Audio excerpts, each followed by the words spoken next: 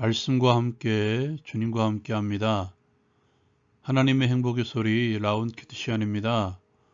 오늘 우리가 나눌 말씀은 여호수아 5장 13절에서 6장 7절의 말씀입니다. 여호수아 앞에 여호와의 군대 장관이 나타납니다. 이후 하나님께서는 여리고성의 함락 방법을 가르쳐 주십니다. 여호수아가 여리고에 가까이 이르렀을 때 칼을 빼어들고 있는 한 사람을 만납니다. 누구를 위하느냐는 여호수아의 물음에 그는 나는 여호와의 군대대장으로 지금 왔다라고 전합니다. 그에게 절하는 여호수아에게 내 발에서 신을 벗으라 내가 선 곳은 거룩하니라 라고 전하고 여호수아는 그대로 행합니다. 이스라엘 자손들로 인해서 여리고성은 굳게 닫힙니다. 하나님께서는 여리고와 그 모든 것을 여호수아의 손에 넘겨주었다고 선언하십니다. 그리고 성을 함락시킬 수 있는 방법을 가르쳐 주십니다. 모든 군사는 매일 그 성 주위를 한 번씩 돌되 6일 동안 그렇게 하고 제사장 7은 양각 나팔을 잡고 언약궤 앞에서 나아가라고 말씀하십니다. 7째 날에는 그 성을 7번 돌며 제사장은 나팔을 불 것이고 제사장의 나팔 소리가 들릴 때에 백성들은 다 큰 소리를 외쳐 부르라고 말씀하십니다. 그리하면 성벽이 무너질 것이고 백성은 각기 앞으로 올라갈 것이라고 말씀하십니다.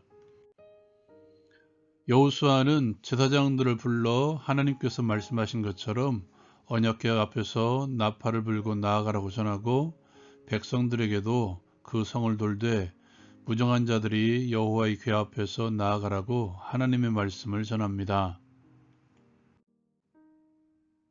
적용을 위한 나눔의 시간. 가나안 전쟁은 하나님의 전쟁입니다. 오늘 말씀에서 하나님께서는 하나님의 전쟁이라는 그림 언어 하나님께서 보여주심을 드러내고 있죠. 요단강을 건넌 사건은 오히려 여리고 성의 문을 굳게 닫게 하죠. 이중으로 지어진 성 그리고 굳게 닫힌 문, 사람이 보기에는 함락시킬 수 없는 성이었을 것입니다. 그렇게 가까이 나아가는 여호수아 앞에 여호와의 군대 장관이 나타나죠. 오늘 말씀에 적절하게 표현하고 있는데요. 여호수아를 마주서서 나타난 것입니다. 그리고 지금 왔다라고 말하는 여호와의 군대 대장, 여호수아를 기다리고 있었던 것이죠. 이런 의미입니다. 나는 너를 기다리고 있었다. 하나님의 정복 전쟁에 함께하자. 내가 너를 이끌고 가겠다. 또한 하나님께서 가르쳐 주시는 여리고성의 함락 방법을 보십시오. 먼저 하나님께서는 선언하시죠. 보라 내가 여리고성과 그 왕과 그 용사들을 내 손에 넘겼다. 하나님의 위대한 선언이죠. 그리고 하나님께서 가르쳐 주신 방법은 일반적인 전쟁의 방법이 아니었습니다. 이렇게 말씀하십니다. 성을 6일 동안 한 번 돌고 7일째에는 7번을 돌라 법궤를 들고 나아가라. 그 앞에는 제사장 7이 양각 나팔을 불고 그 뒤에는 무정한 자들이 여호와의 궤 앞에 있으라. 이렇게 하면 전쟁은 이길 수 없죠. 이것이 일반적인 상식입니다. 그러나 하나님께서 가르쳐 주신 방법입니다. 여러분, 하나님께서 가르쳐 주신 방법을 잘 보십시오. 남자들, 특히 현역으로 군대 다녀오신 분들은 좀 더 쉽게 이해할 수 있는 그림인데요. 의장대 사열입니다. 의장대 사열을 하게 되면 맨 앞에 군악대가 등장하죠. 그 뒤에 깃발을 들고 나오는 의장대가 들어섭니다. 그들의 깃발은 각 부대를 상징하는 깃발들이죠. 그리고 그 뒤에 의장대가 사열하려는 주체가 나타나죠. 오늘 하나님께서 가르쳐 주신 그림이 바로 이러한 그림입니다.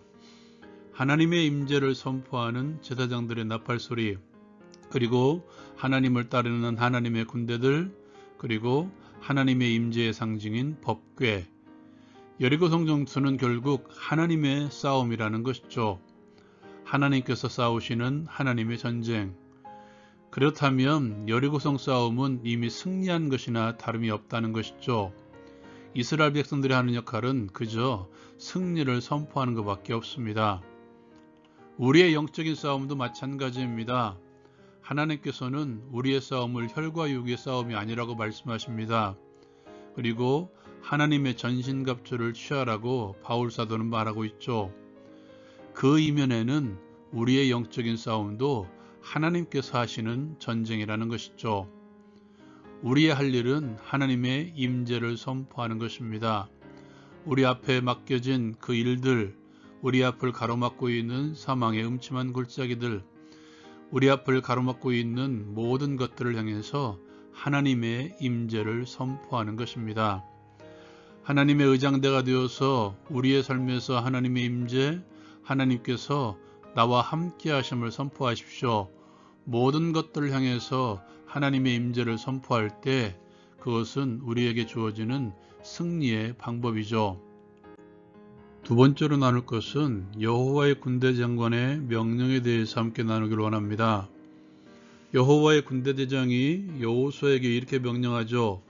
내 발에서 신을 벗으라. 내가 선 곳은 거룩한 곳이라. 예배당 앞에다가 이 글귀를 써놓은 교회들도 있는데요. 그렇다면 지금 이곳은 어디입니까?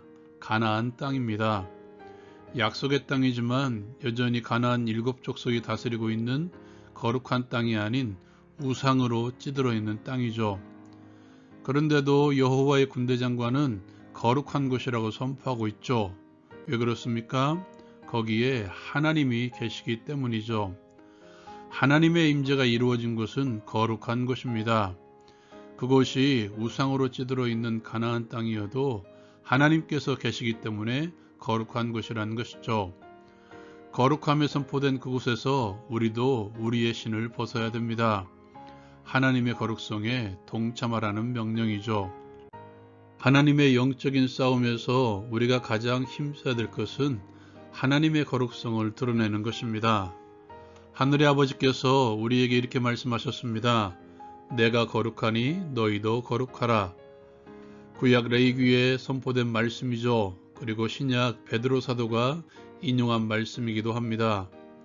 그렇다면 전 시대에 걸쳐서 또한 지금 이 자리에 서 있는 하나님의 백성인 저와 여러분들 향해서 동일하게 선포하고 있는 말씀이라는 것이죠.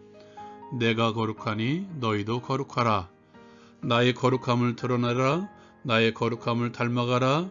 또한 나의 거룩성을 훼손하지 말라는 하나님의 거룩한 명령. 성결에 힘쓰지 않는 교회는 반드시 패배하게 되어 있습니다. 성결에 힘쓰지 않는 교회에는 세속에 물들게 되어 있습니다. 거룩성을 훼손하는 조그마한 틈도 허락하지 마십시오. 바늘구멍으로 낙타가 들어올 수 있습니다. 하나님의 전쟁, 영적인 싸움을 하는 우리에게 가장 중요한 필수 요건은 거룩성임을 기억합시다. 그리고 하나님의 의장대가 되어서 하나님의 임재를 선포하는 거룩함을 마음껏 드러냅시다. 적용을 위한 기도. 우리에게 있는 영적인 싸움에 나를 앞세우지 않게 하옵소서. 하나님의 전쟁임을 선포하고 하나님의 전신갑주를 취하게 하옵소서. 우리의 모든 현장이 거룩한 것임을 선포하고 하나님의 거룩함을 드러내는 삶을 살게 하옵소서. 예수님의 이름으로 기도합니다. 아멘. 내가 거룩하니 너희도 거룩하라. 하나님의 자녀라고 자부하십니까? 그렇다면 하나님의 거룩함을 드러내십시오. 라운 큐티 마치겠습니다.